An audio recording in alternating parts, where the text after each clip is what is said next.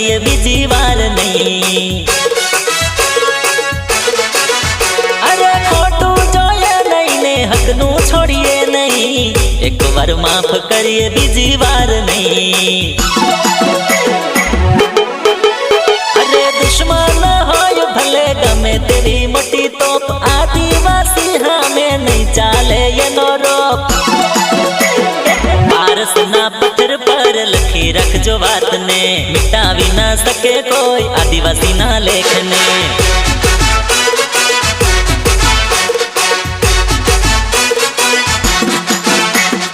તાંબાના પત્ર પર લખી રાખજો વાતને, મિટાવી ના શકે કોઈ આદિવાસીના હકને।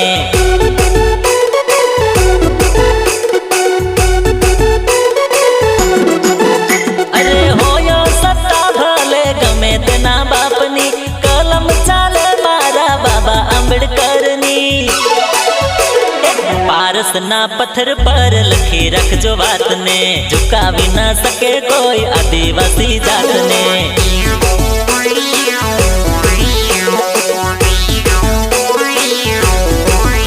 અરે તાંબાના પત્ર પર લખી રાખજો વાતને, મિટાવી ના શકે કોઈ આદિવાસી હકને।